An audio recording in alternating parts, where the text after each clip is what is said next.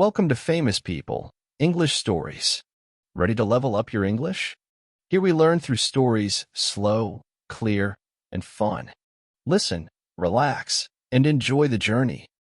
Imagine landing in the United States, standing in front of a cashier, and realizing the only English you can say is, "I want this." Will people laugh at you? Will you survive? The answer might surprise you. Introduction. Today, we're diving into a question many English learners secretly worry about. How can you survive in the USA with broken English? By broken English, I mean the kind of English where you mix words, sometimes forget grammar, or even create sentences that don't sound natural but still carry meaning. And here's the truth: in America, you don't need perfect English to survive. You need confidence, creativity, and strategy. Let's explore this together, step by step, so you not only survive but actually thrive in everyday situations. Along the way, I'll share useful words, phrases, and cultural tips that most English textbooks never teach. Chapter 1: The Power of Key Phrases. Surviving with broken English starts with mastering survival phrases. Think of these as magic keys that open doors for you in shops, restaurants, or on the street. For example, phrases like, "Can you help me, please?" This is short, polite, and powerful. Even if your grammar is weak, Americans will usually stop and assist you. "I don't understand, can you repeat?" This shows that you're trying, and people respect effort more than perfection. Where is? Whether you're asking for the bathroom, the bus stop, or the nearest supermarket, this phrase is your best friend. Notice how these sentences are simple, but they carry a tone of politeness. That tone often matters more than correct grammar. Americans respond better when they feel you're respectful and trying. Here's a useful word: gesture. A gesture is a movement of your hands, head, or body to communicate without words.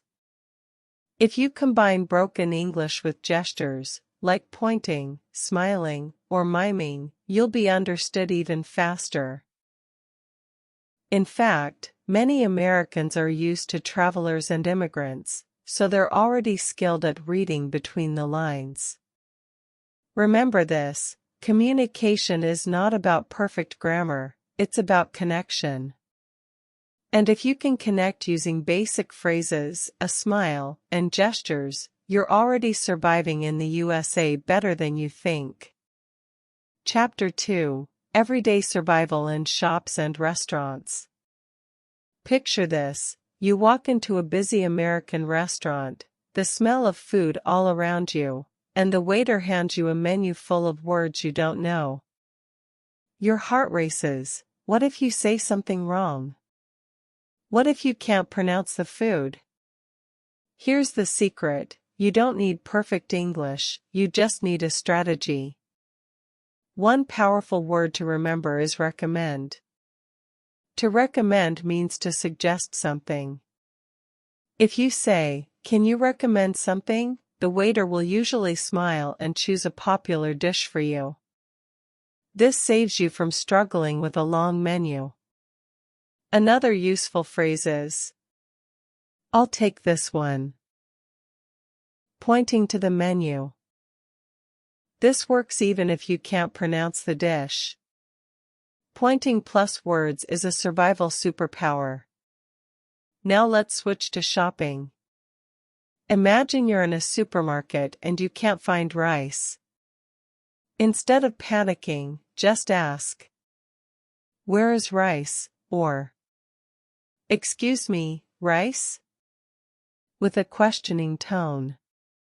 Even broken English here works perfectly, because Americans are used to short, direct questions in shops.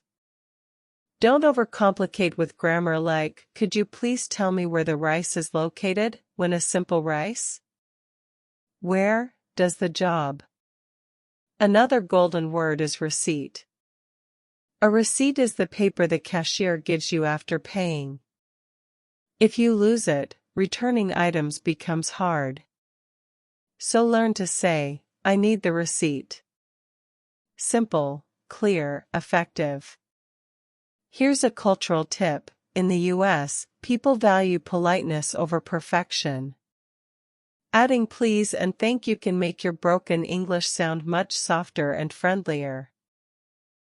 For example, saying rice, please will always get you a better reaction than a perfectly structured but cold-sounding question. And don't forget about body language. Pointing, holding the product, or miming eating can make your message crystal clear. Think of yourself as an actor using both words and movement to survive. So remember this formula: survival English equals simple phrases plus politeness plus gestures. With these, you can order food, shop for groceries, or ask for directions without fear. Chapter 3: Making Friends with Broken English.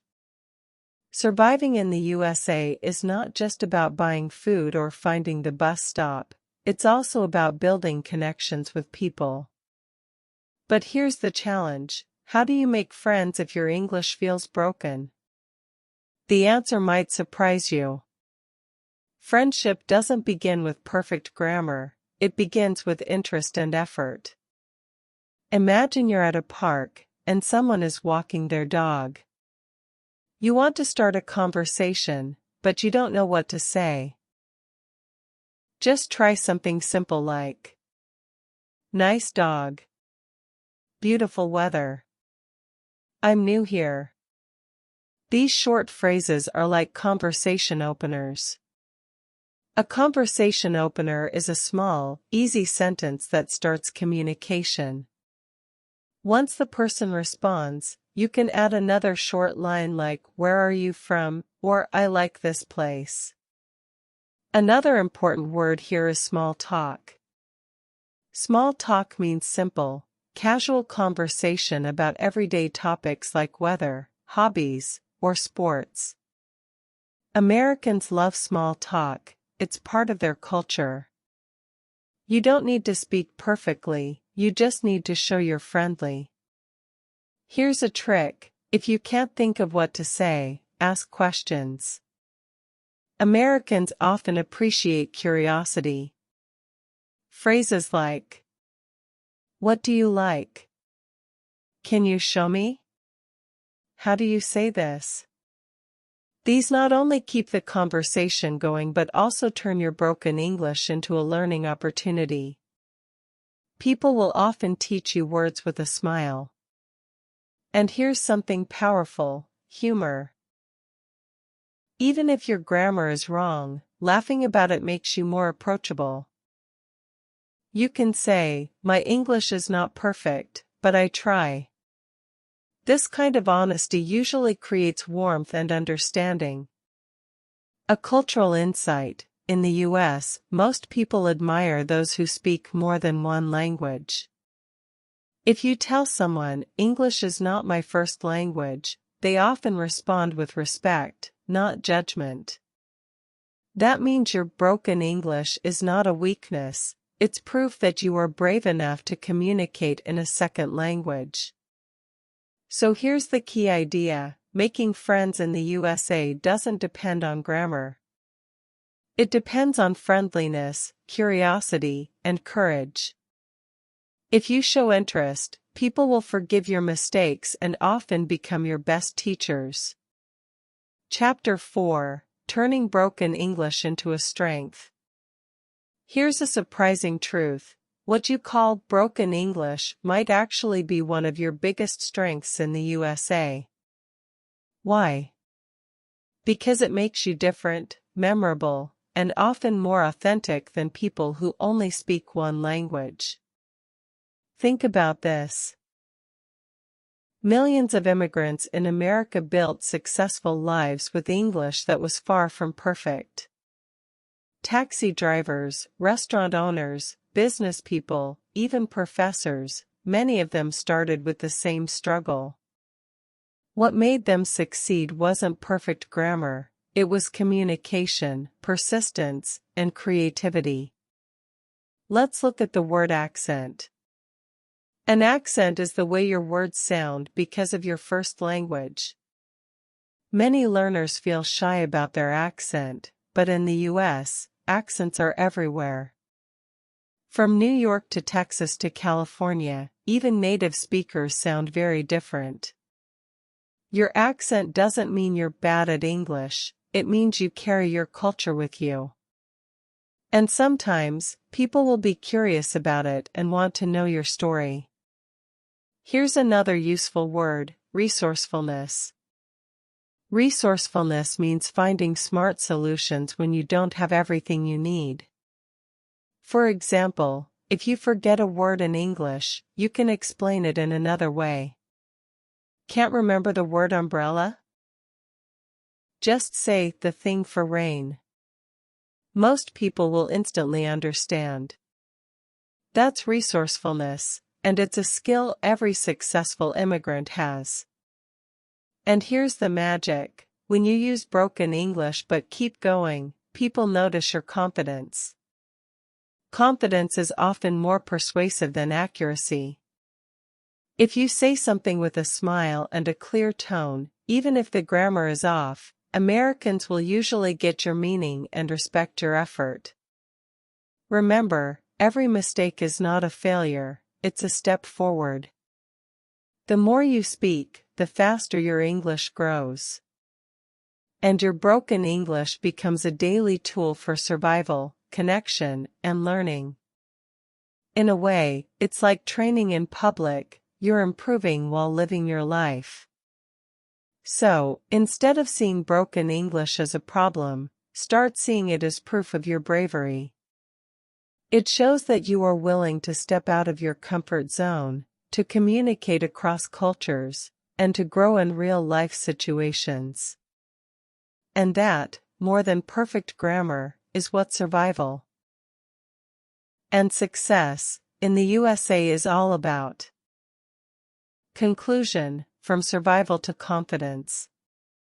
So now you know the secret: surviving in the USA with broken English is not about perfect grammar, it's about strategy, attitude, and courage.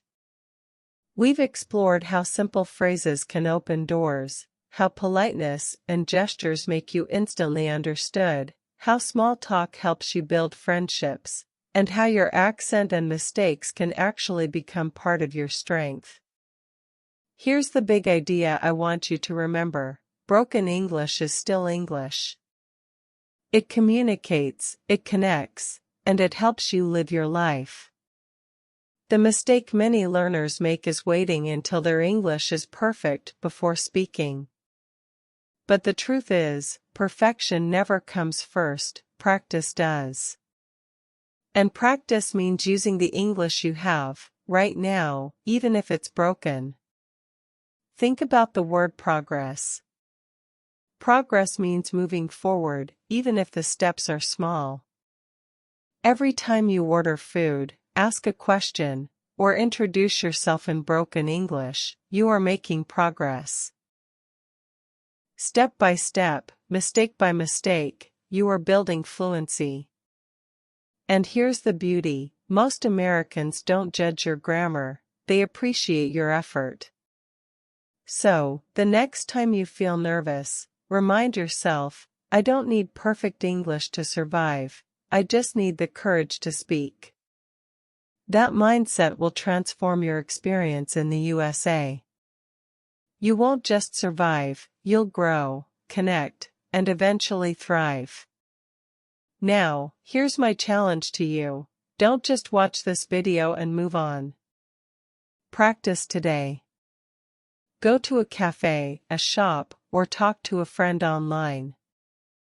Use one of the survival phrases we practiced. Ask someone a simple question. Try small talk. Each attempt builds your confidence. And if you want more tips like this, strategies to boost your English, confidence, and real-life survival skills, make sure you subscribe to this channel. Share this video with someone who feels shy about their English, because they need to hear this too. Remember, broken English is not the end of communication. It's the beginning of connection. Use it, be proud of it, and let it take you further than you ever imagined.